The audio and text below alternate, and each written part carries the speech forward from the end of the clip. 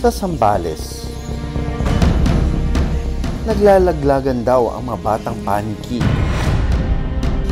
Mag-isa sa gubat at hindi pa kayang buhayin ang sarili. Ang isa naman, nakalambitin sa screen gate ng isang bahay. Rescue the golden crown baby bats. Bakit kaya sila nalalaglag sa lupa?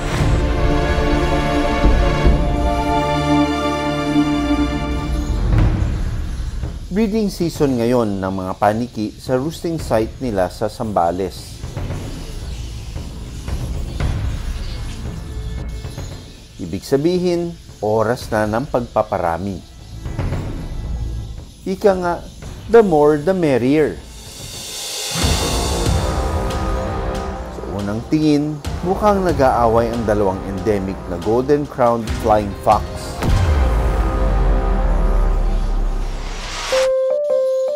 Pero ang dalawa, nagliligawan pala. Pilit na itinataboy ng babaeng paniki ang lalaking paniki. Natural ang aggressive behavior ng mga babaeng paniki tuwing nagliligawan.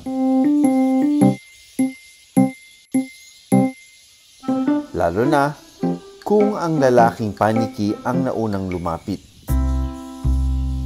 Pero kapag may tiyaga, may gantimpala.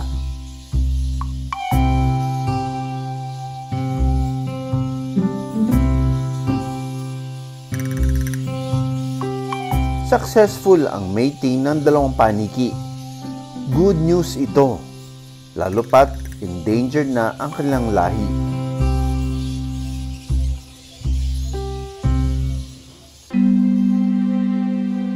Sa ngayon, nasa 10,000 na lang kasi ang bilang nila sa wild.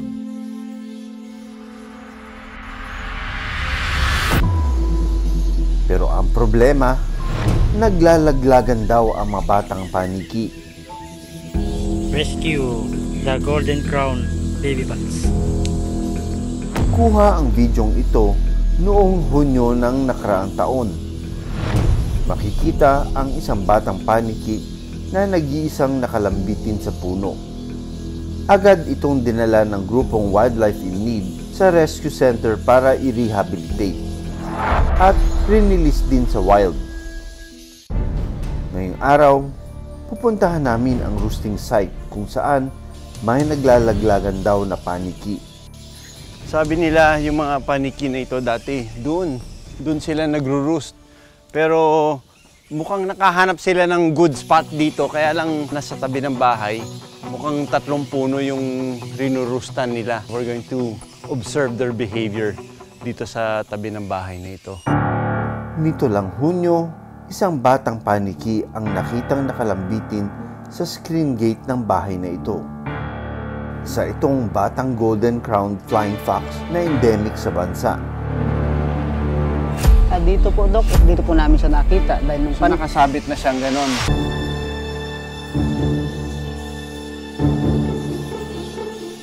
Maaga pa lang, iniikot na ni Estong ang ibaba ng roosting site ng mga paniki. Pakay niyang pulutin ang mga nalalaglag na paniki. Taon-taon itong ginagawa ng kanilang grupo. Nito lang Hunyo, isa na namang batang golden-crowned flying fox ang nakita nilang nakalambitin sa screen ng isang bahay. Saan mo nakita yung baby na paniki na rinescue nyo kamakailan? dito po, Dok, dito po namin siya nakita dahil nung nakasabit na siyang ganon. kasi yun po yung panahon na yun ay umulan po nung gabi. So kaya nag-rescue po kami. Dahil sa init ng panahon at lakas ng ulan, humihina ang kapit at nakakabitaw ang mga batang paniki mula sa ina. Pero aksidente itong nangyayari, lalo na kapag nag-aaral ng lumipad ang batang paniki. Bata pa, hindi pa ng ulo. Tinuturuan din niya. Ayan, tinuturuan niyang mag-practice ng kanyang pakpak. Una munang ipapakita ng nanay na paniki kung paano ipagaspas ang pakpak. Saka ito gagayahin ng kanyang anak. Aba, mukhang excited na ang anak sa kanyang first flying experience.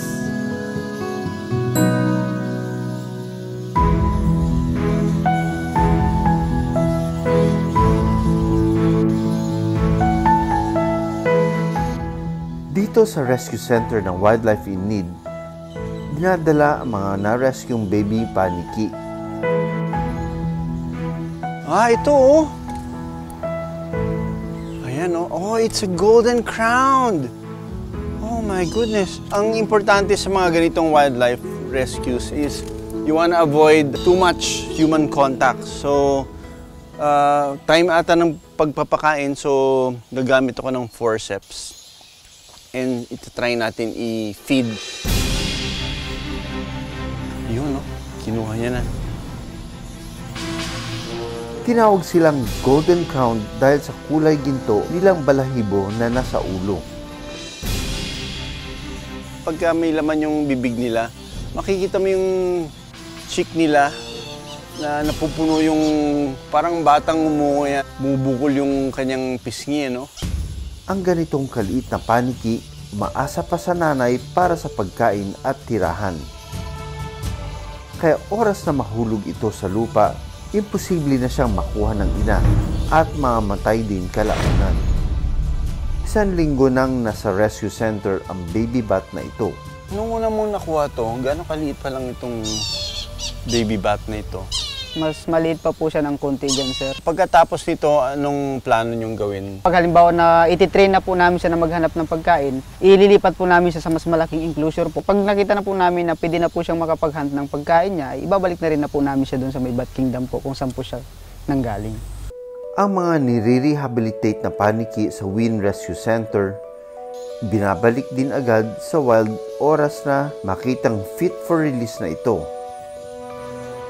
Sa ngayon, nakakapag-release na ang grupo ng 20 paniki. 2 species ng bats ang makikita dito sa roosting site sa Zambales. Maraming salamat sa panonood ng Born to be Wild. Para sa iba pang kwento tungkol sa ating kalikasan, mag-subscribe na sa GMA Public Affairs YouTube channel.